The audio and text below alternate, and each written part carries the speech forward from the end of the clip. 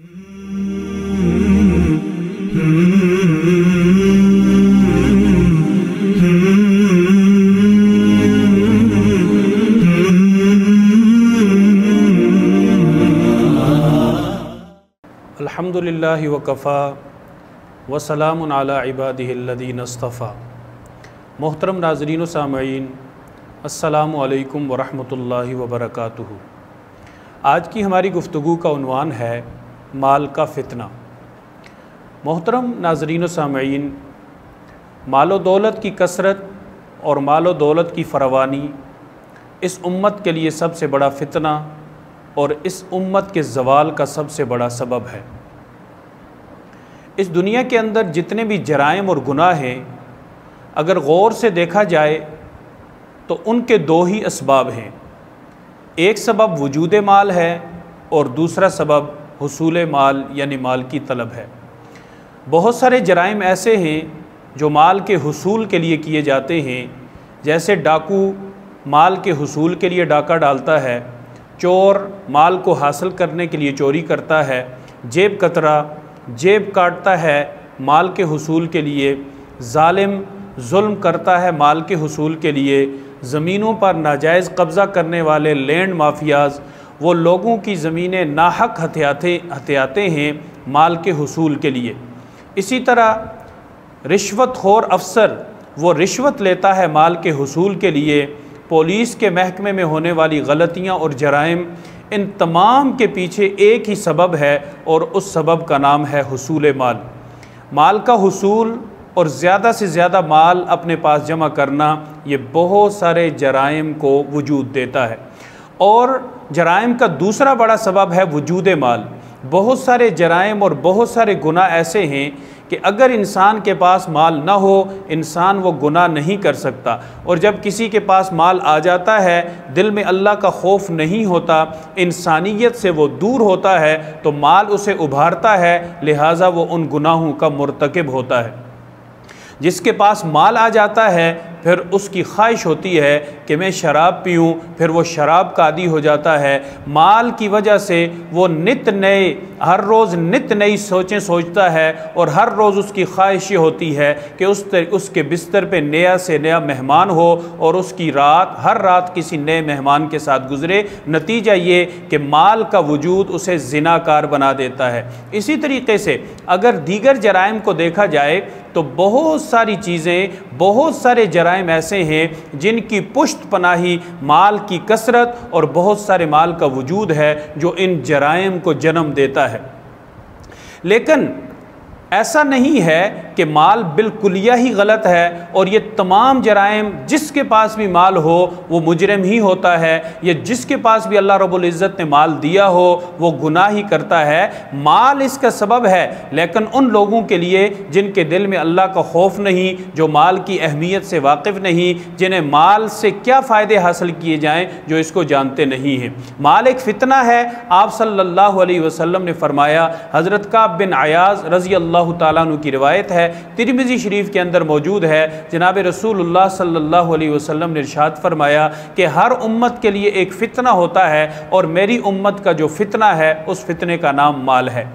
इमामुल अंबिया सल्लल्लाहु अलैहि वसल्लम ने एक दूसरे मौके पर इरशाद फरमाया, बुखारी शरीफ के अंदर ये हदीस मौजूद है, आप सल्लल्लाहु अलैहि वसल्लम ने इरशाद फरमाया कि अल्लाह की कसम, मुझे तुम पर फ़क्र व फाका का कोई खौफ नहीं है, बल्कि मुझे डर है जब कि दुनिया तुम पर वसी हो जाएगी और जब दुनिया तुम्हारे ऊपर वसअत इख्तियार करेगी, जैसा कि पहली उम्मतों के लिए अल्लाह रब्बुल इज़्ज़त ने दुनिया को वसी किया, फिर तुम्हारा दिल भी दुनिया के अंदर लगने लग जाएगा, जैसा कि पहली उम्मतों का दिल दुनिया के अंदर लग गया, दुनिया को उन्होंने दिल के अंदर बसा लिया, फिर तुम भी उसी तरह हलाक हो जाओगे जिस तरह से पहली उम्मतें हलाक हो गई। तो इससे पता चला कि आप सल्लल्लाहु अलैहि वसल्लम ने जिस ख़तरे की निशानदेही आज से 1450 साल पहले फरमाई, आज उम्मत यकीनन उसी ख़तरे के अंदर पड़ चुकी है।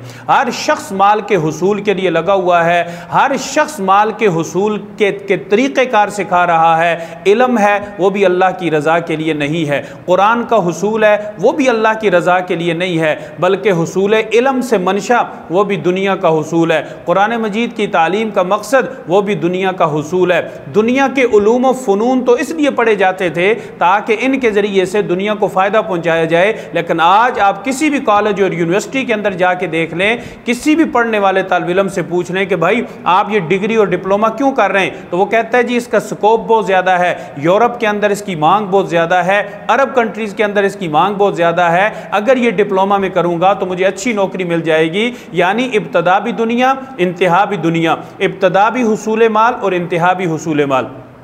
वो सारे उमूर जो अल्लाह की रज़ा के लिए सर अंजाम दिए जाने चाहिए थे, उन तमाम उमूर का एंड और उन तमाम उमूर की मंजिल ये दुनिया ही है। हर शख्स इस चक्कर में लगा हुआ है कि अपने बच्चों को ऐसी डिग्री कराए, ऐसी तालीम सिखाए जिससे वो ज़्यादा से ज़्यादा पैसा जमा कर लें, लेकिन कहीं पर भी किसी कोने गोशे में, कोने खुदरे में ये बात नहीं आती कि मैं अपने बच्चे को एक अच्छा इंसान बनाऊँ ताकि वो अल्लाह को पाले, अल्लाह की रज़ा को हासिल कर ले। जब उसने अल्लाह को पा लिया तो माल सारा उसके कदमों के अंदर ढेर हो जाएगा। लेकिन याद रखें, जैसे पहले मैंने कहा कि माल अपनी ज़ात के एतबार से बुरा नहीं है। अल्लाह रब्बुल इज़्ज़त ने कुरान मजीद के अंदर माल को खैर के लफ्ज़ ताबीर किया, व इन्नहु लिहुब्बिल खैरि लशदीद, कि इंसान खैर यानी माल की मोहब्बत के अंदर बहुत सख्त है। इंसान माल का हुसूल चाहता है और अल्लाह पाक ने हलाल माल को और हलाल माल के हुसूल को खैर से ताबीर किया है। इससे पता ये चलता है कि माल बुरा होता है उसके इस्तेमाल से।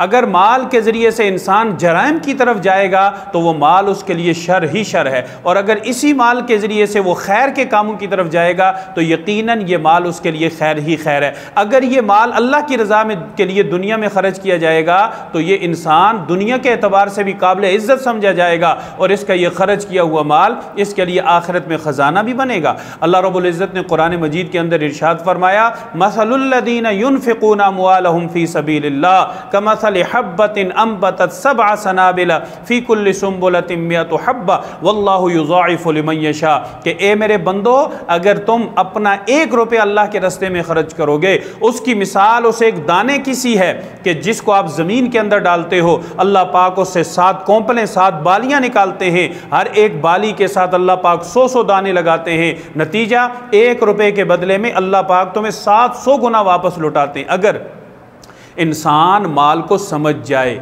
इंसान माल को अल्लाह के रस्ते में और अपनी आखिरत के बनाने में लगाए तो ये खैर है। अगर इस माल के ज़रिए से इंसान की दुनिया भी तबाह हो जाए, आखिरत भी उजड़ जाए, तो यकीनन ये शर ही शर है, फितना ही फितना है। अल्लाह रब्बुल इज़्ज़त से दुआ है अल्लाह पाक हमें हलाल माल नसीब फरमाए और उस हलाल माल के ज़रिए से अपनी रज़ा और जन्नत को हासिल करने की तौफ़ीक़ अता फरमाए, और हराम माल से भी और हराम माल के फितने से और हराम माल के शर से हम सब को महफूज फरमाए। व आखिरु दावाना अनिल हम्दुलिल्लाहि रब्बिल आलमीन।